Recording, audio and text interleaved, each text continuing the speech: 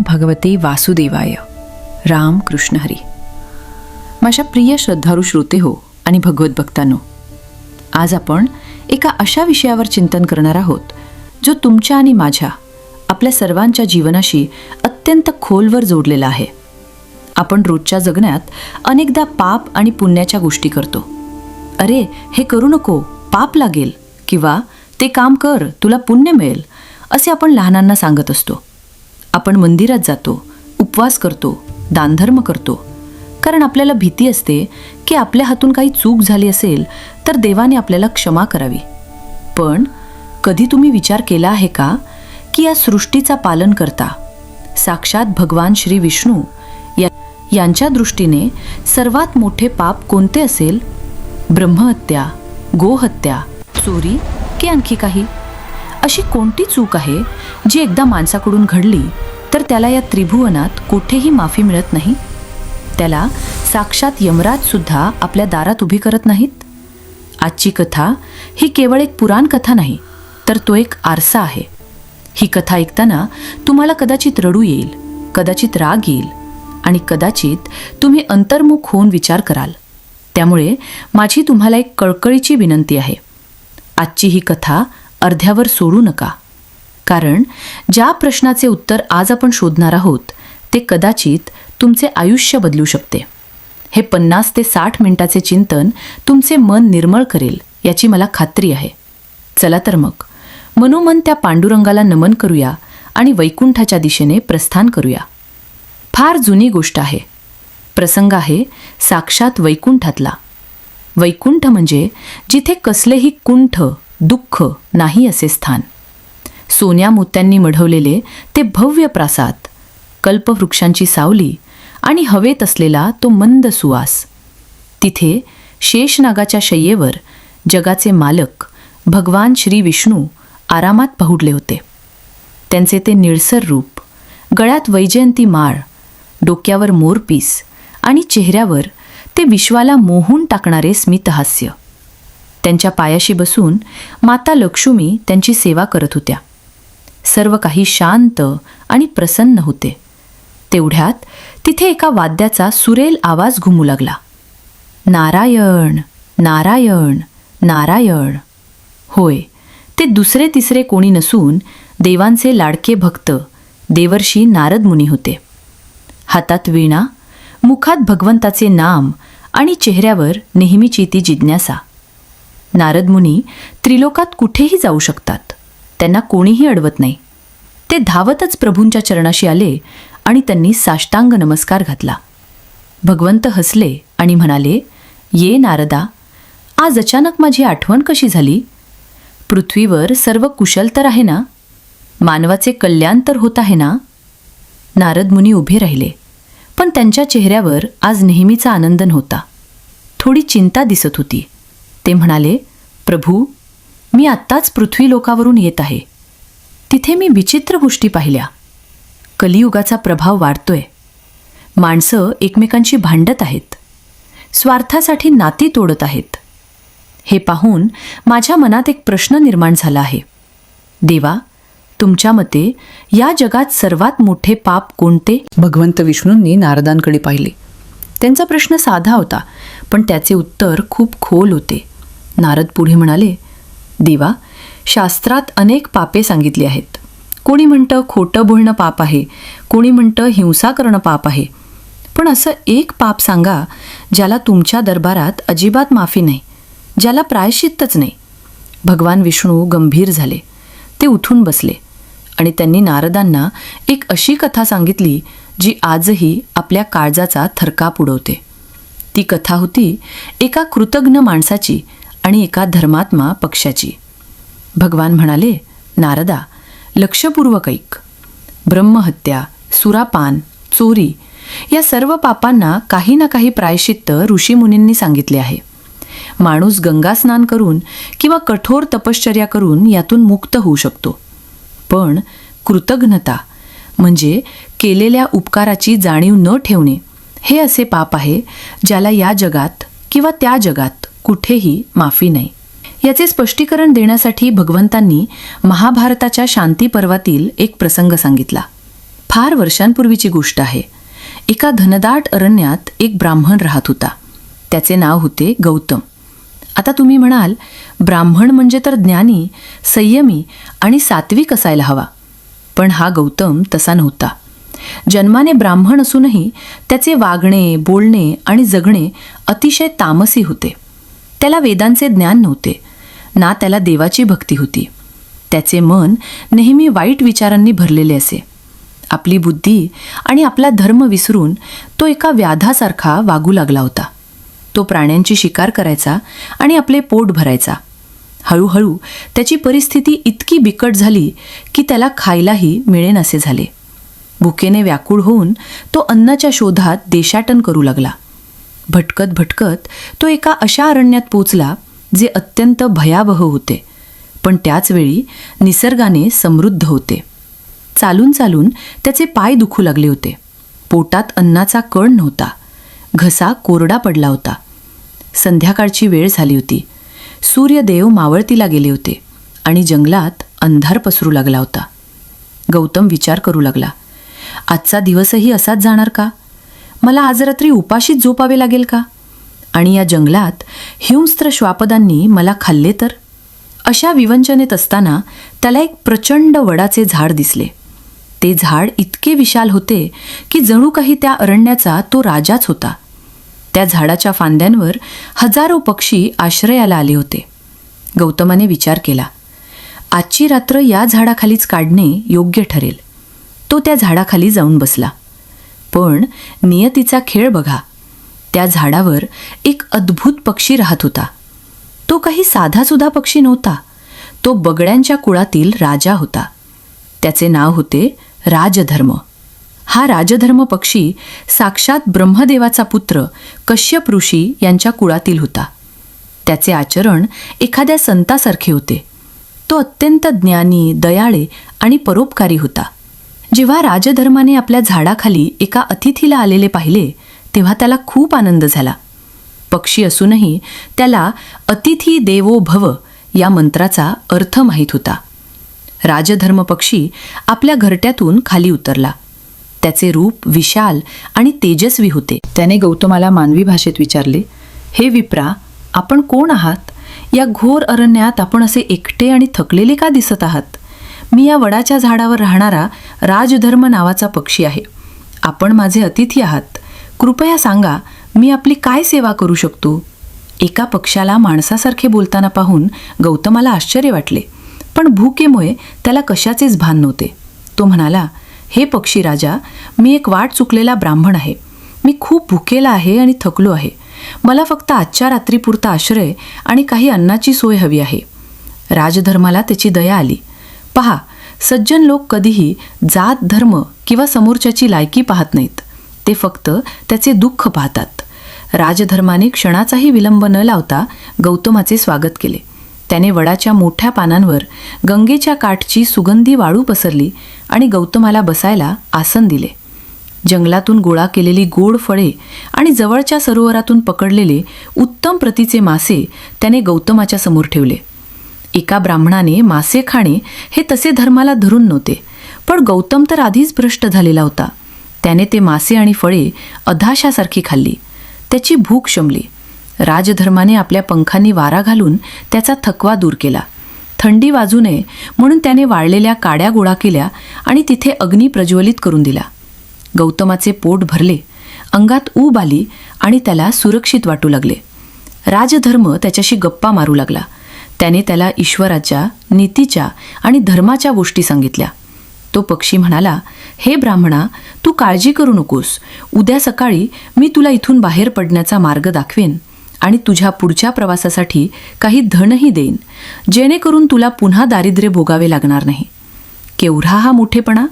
ज्याने आपल्याला आश्रय दिला, जेवण दिले, तोच आता पुरीही मदत करायला तयार होता. गौतमाला झोप आली. तो त्या उबदार अग्नीच्या बाजूला निवांत झोपी गेला. राजधर्म पक्षीही आपल्या फांदीवर जाऊन एका पायावर उभा राहून ईश्वराचे ध्यान करू लागला. पण श्रोतेहो, इथेच कथेला एक भयानक वळण मिळते. ज्याचे मन पापाने भरलेले असते त्याला उपकाराची किंमत कधीच कळत नाही. मध्यरात्री गौतमाला जाग आली. त्याचे पोट भरले होते, पण त्याचे मन मात्र अतृप्त होते. त्याने वर पाहिले. फांदीवर तो धष्टपुष्ट मांसल असा राजधर्म पक्षी निश्चिंतपणे झोपलेला त्याला दिसला. त्या पक्षाच्या शरीराकडे पाहून गौतमाच्या मनात लाळ गळू लागली. राक्षसी विचार त्याच्या मनात थैमान घालू लागले. तो स्वतःशीच पुटपुटला, हा पक्षी किती मोठा आहे, याचे मांस किती चविष्ट असेल. आज याने मला खायला दिले, पण उद्याच्या प्रवासात मला पुन्हा भूक लागली तर? याच्या मांसाने माझी अनेक दिवसांची अन्नाची सोय होईल. शिवाय मी जेव्हा माझ्या गावी जाईन तेव्हा रिकाम्या हाताने जाण्यापेक्षा या पक्षाचे मांस घेऊन गेलो तर लोक माझे कौतुक करतील. विचार करा, जो पक्षी त्याला माझे अतिथी म्हणत होता, ज्याने त्याला मरणाच्या दारातून वाचवले, त्याच पक्षाला मारण्याचा विचार हा नीच माणूस करत होता. कृतज्ञतेची यापेक्षा मोठी परिसीमा काय असू शकते? पापानं त्याच्या बुद्धीचा पूर्ण नाश केला होता. गौतमाने हळूच आजूबाजूला पाहिले. तिथे अग्नी पेटवण्यासाठी ठेवलेले एक मोठे जळके लाकूड पडले होते. त्याने ते लाकूड उचलले. मनात कसलीही दया, माया किंवा उपकाराची जाणीव न ठेवता तो हळूच झालावर चढला. राजधर्म पक्षी गाढ झोपेत होता. त्याचा आपल्या अतिथीवर पूर्ण विश्वास होता. आणि एका क्षणात सर्व संपले. गौतमाने ते जड लाकूड पूर्ण ताकदीने त्या झोपलेल्या निष्पाप पक्षावर आदळले. कटक असा आवाज झाला आणि तो विशाल पक्षी जोराने खाली आदळला. त्याने ओरडण्याचा प्रयत्न केला, पण गौतमाने त्याला पुन्हा पुन्हा मारले. काही क्षणातच त्या धर्मपरायण परोपकारी पक्षाचा प्राण गेला. तुम्हाला वाटेल मारल्यावर तरी गौतमाला पश्चात्ताप झाला असेल? नाही, उलट तो खुश झाला. त्याने त्या मृत पक्षाची पिसे उपटली, त्याचे मांस कापले आणि एका गाठोड्यात बांधले. तो मनातल्या मनात म्हणाला, वा, काय छान शिकार झाली. आता मला कित्येक दिवस अन्नाची चिंता नाही. तो कृतज्ञ माणूस सकाळ होण्याचीही वाट पाहिली नाही. रातोरात ते मांस घेऊन तो तिथून पळाला. त्याला वाटले की कुणालाच काही कळणार नाही, पण देवाचे डोळे सर्व पाहत असतात. ज्याचे पाप त्याचे माथी, परी देवासी साक्षी. तिकडे काय झाले? राजधर्म पक्षाचा एक अतिशय जवळचा मित्र होता. त्याचे नाव होते विरूपाक्ष. हा विरूपाक्ष साधासुधा कोणी नव्हता, तर तो राक्षसांचा राजा होता. हो, तुम्ही बरोबर ऐकलात. एक सात्विक पक्षी आणि एक तामसी राक्षस यांची मैत्री होती. कारण मैत्री जातीवर नाही तर मनावर ठरते. दुसऱ्या दिवशी सकाळी ठरल्याप्रमाणे राजधर्म पक्षी विरूपाक्षाला भेटायला येणार होता. पण दुपार झाली तरी तो आला नाही. विरूपाक्षाला काळजी वाटू लागली. त्याने आपल्या मुलाला बोलावले आणि सांगितले, अरे, माझा मित्र राजधर्म आज आला नाही. तो वेळ न पाळणारा नाही. नक्कीच काहीतरी संकट आले असणार. तू जा आणि वडाच्या झाडाकडे जाऊन पाहून ये. विरूपाक्षाचा मुलगा आपल्या साथीदारांसह त्या झाडापाशी पोहोचला.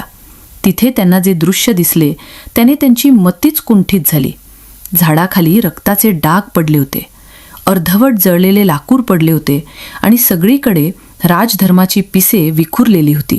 त्यांना लगेच समजले की कोणीतरी विश्वासघाताने त्यांच्या काकांच्या हत्येचा प्रयत्न केला आहे. त्यांनी जमिनीवरची पावले पाहिली. ती एका माणसाची पावले होती. राक्षसांना वास घेण्याची विलक्षण शक्ती असते. त्यांनी त्या रक्ताचा आणि मांसाचा वास घेतला आणि ते त्या दिशेने धावले जिथे गौतम पळाला होता. काही अंतरावरच त्यांना गौतम एका झाडाखाली लपलेला सापडला. त्याच्या खांद्यावर तेच गाठोडं होतं ज्यामध्ये त्याच्या पापकृत्याचा पुरावा होता, राजधर्माचे मांस. त्या राक्षसांनी गौतमाला पकडले. जेव्हा त्यांनी गाठोडे उघडले तेव्हा त्यांना राजधर्माचे तुकडे दिसले. संतापाने त्या राक्षसांचे डोळे लाल झाले. ते ओरडले, अरे नीच मानवा, ज्याने तुला आश्रय दिला, तुला अन्न दिले, त्यालाच तू मारलेस? तू माणूस नसून पृथ्वीवरचा भार आहेस. त्यांनी गौतमाला साखळदंडांनी बांधले आणि ओढत ओढत राजा विरूपाक्षाकडे घेऊन गेले. विरूपाक्षाला जेव्हा समजले की आपल्या प्रिय मित्राचा असा करुण अंत झाला आहे आणि तोही एका कृतज्ञ अतिथीच्या हातून, तेव्हा त्या राक्षसाला रडू कोसळले.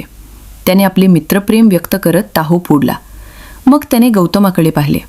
त्याचा राग अनावर झाला होता. तो आपल्या सेवकांना म्हणाला, या पापी माणसाला आत्ताच्या आता कापून टाका.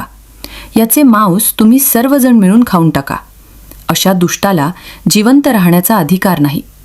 पण आता माझ्या श्रोते हो, कथेचा हा भाग खूप महत्त्वाचा आहे. नीट ऐका. जेव्हा राजाने राक्षसांना त्या गौतमाचे मांस खाण्याची आज्ञा दिली तेव्हा ते राक्षस, जे मुळात नरमांस भक्षक असतात, माणसांना खाणे हा ज्यांचा स्वभाव आहे, ते काय म्हणाले माहीत आहे? ते राक्षस म्हणाले, महाराज, आम्हाला क्षमा करा, पण आम्ही या माणसाला खाऊ शकत नाही. विरूपाक्षाने विचारले, का? तुम्हाला तर मानवाचे मांस आवडते ना? राक्षस म्हणाले, होय महाराज, पण हा माणूस साधा पापी नाही, हा कृतघ्न आहे. ज्याने आपल्या उपकारकर्त्याचा जीव घेतला, त्याचे शरीर इतके विषारी आणि अपवित्र असते की जर आम्ही याला खाल्ले तर आम्हाला सुद्धा नरकात जावे लागेल. याचे मांस आमच्या पोटात गेले तर आमचेही पुण्य नष्ट होईल. अशा कृतघ्न माणसाला स्पर्श करणेही पाप आहे. विचार करा, ज्यांना आपण राक्षस म्हणतो, क्रूर समजतो, त्यांना सुद्धा कृतघ्नतेची किळस आली. पशु, पक्षी आणि राक्षससुद्धा उपकाराची जाणीव ठेवतात, पण माणूस, हा माणूस मात्र किती खाली घसरला आहे. विरूपाक्षाने मग त्या गौतमाला ठार मारले नाही, कारण त्याला मारून आपल्या हाताला पाप लावून घ्यायचे नव्हते. त्याने त्याला बंदी बनवून ठेवले आणि नंतर त्याला यमलोकीच्या यातना भोगण्यासाठी सोडून दिले. दुसरीकडे देवतांनी राजधर्माची भक्ती आणि परोपकार पाहून त्याला पुन्हा जीवित केले आणि त्याला स्वर्गाचे स्थान दिले. ही कथा सांगून भगवान विष्णू नारदांना म्हणाले, पाहिलेस नारदा, इतर कोणत्याही पापाला प्रायश्चित्त आहे. जर एखाद्याने अनावधानाने पाप केले तर तो दानधर्म करून, नामस्मरण करून त्यातून सुटू शकतो. पण कृतघ्नता म्हणजे केलेल्या उपकारावर पाणी सोडणे, हे असे पाप आहे ज्याचे क्षालन कोणत्याही तीर्थात होत नाही. कृतघ्न माणसाला बघणे सुद्धा पाप मानले जाते. मृत्यूनंतर त्याला कुंभी पाक नावाच्या नरकात टाकले जाते, जिथे त्याला उकळत्या तेलात तळले जाते आणि तरीही त्याचा अंत होत नाही. भगवंत पुढे म्हणतात, नारदा, या जगात आई-वडील आपल्या मुलांसाठी आपले संपूर्ण आयुष्य झिजवतात. स्वतःचे सुख बाजूला ठेवून मुलांना वाढवतात. पण जेव्हा तीच मुले मोठी होऊन आईवडिलांना वृद्धाश्रमात सोडतात किंवा त्यांचा अपमान करतात, तेव्हा ते कृतघ्नतेचे सर्वात मोठे उदाहरण ठरते. ज्या गुरूंनी ज्ञान दिले त्यांचा अपमान करणे, ज्या मित्राने अडचणीत मदत केली त्यालाच नंतर फसवणे, ही सर्व कृतघ्नतेची लक्षणे आहेत. माझ्या माता भगिनींनो, बांधवांनो, कथा संपली, पण तिचे सार आपल्या हृदयात कोरून ठेवा. आजच्या काळात आपण पाहतो, लोक कामापुरता मामा करतात. गरज सरो आणि वैद्य मरो, अशी आपली वृत्ती झाली आहे. कोणी आपल्याला एक ग्लास पाणी जरी दिले तरी आपण हात जोडून धन्यवाद किंवा आभारी आहे म्हटले पाहिजे. संत तुकाराम महाराज म्हणतात ना, उपकारे कृतज्ञत्वम, अपकारे कृतज्ञता. म्हणजे उपकाराची परतफेड उपकाराने करणे ही माणुसकी आहे, पण उपकाराच्या बदल्यात अपकार करणे ही राक्षसी वृत्ती आहे. तुम्ही लाख पूजा करा, हजारो रुपये दान करा, पंढरीची वारी करा, पण जर तुम्ही तुमच्या आईवडिलांशी कृतज्ञ असाल, जर तुम्ही तुम्हाला मदत करणाऱ्या मित्राचा विश्वासघात केला असेल, तर विठ्ठल तुमच्या पूजेचा स्वीकार करणार नाही. लक्षात ठेवा, देव भावनेचा भुकेला आहे आणि कृतज्ञता ही सर्वात श्रेष्ठ भावना आहे. आपल्याला मदत करणारा माणूस लहान असो वा मोठा, श्रीमंत असो वा गरीब, तो आपला राजधर्म आहे. आपण गौतम बनून त्याचा घात करायचा की त्याच्या ऋणात राहून माणूस बनायचे, हे आपण ठरवायचे आहे. कृतज्ञतेचे पाप इतके भयंकर आहे की यमदूतांना सुद्धा अशा आत्म्याची घृणा वाटते. गरुड पुराणात सांगितले आहे की अशा व्यक्तीला पुन्हा माणसाचा जन्म मिळत नाही. त्याला किडा, मुंगी किंवा अशा योनीत जन्म घ्यावा लागतो जिथे त्याला फक्त दुःख भोगावे लागते. म्हणून आज रात्री झोपण्यापूर्वी एक छोटासा नियम करा. डोळे मिटून आठवा की आजवर तुम्हाला ज्यांनी ज्यांनी मदत केली आहे, ते तुमचे आईवडील असतील, शिक्षक असतील, मित्र असतील किंवा एखादा अनोळखी व्यक्ती असेल, मनोमन त्यांचे आभार माना. जर तुमच्याकडून कोणाचा विश्वासघात झाला असेल तर देवासमोर नतमस्तक होऊन मनापासून माफी मागा. कदाचित तो दयाळू परमात्मा तुम्हाला सद्बुद्धी देईल, पण कृतज्ञ मात्र होऊ नका. कारण जळत्या निखाऱ्यावर चालणे सोपे आहे, पण उपकारकर्त्याच्या काळजात जी आग लागते ती पचवणे कोणालाही शक्य नाही. आजची ही कथा तुम्हाला कशी वाटली? ऐकताना तुमच्याही डोळ्यात पाणी आले ना? जर या कथेने तुमच्या हृदयाला स्पर्श केला असेल तर एक गोष्ट नक्की करा. आपण सर्वजण देवाची लेकरं आहोत. चुका माणसाकडूनच होतात, पण त्या सुधारणं आपल्या हातात आहे. ही कथा जास्तीत जास्त लोकांपर्यंत पोचवा. कदाचित तुमचे हे एक शेअर एखाद्या गौतमाचे मन परिवर्तन करेल आणि त्याला पाप करण्यापासून वाचवेल. कोणाचे तरी आयुष्य सुधारेल. तुम्हाला जर अशाच आपल्या पुराणातील, वेदांतील आणि संतांच्या जीवनातील दिव्य कथा ऐकायला आवडत असतील तर कृपया आपल्या या चॅनलला सबस्क्राईब करायला विसरू नका. आणि हो, खाली कमेंट बॉक्समध्ये तुमचे विचार नक्की मांडा. निदान एकदा तरी रामकृष्ण हरी किंवा जय हरी विठ्ठल नक्की लिहा. त्या निमित्ताने भगवंताचे नामस्मरण घडेल. पुन्हा भेटूया एका नवीन आणि रोमांचक कथेसह. तोपर्यंत स्वतःची काळजी घ्या, आईवडिलांची सेवा करा आणि मुखाने सतत नामस्मरण करत रहा. रामकृष्ण हरी. जय जय रामकृष्ण हरी.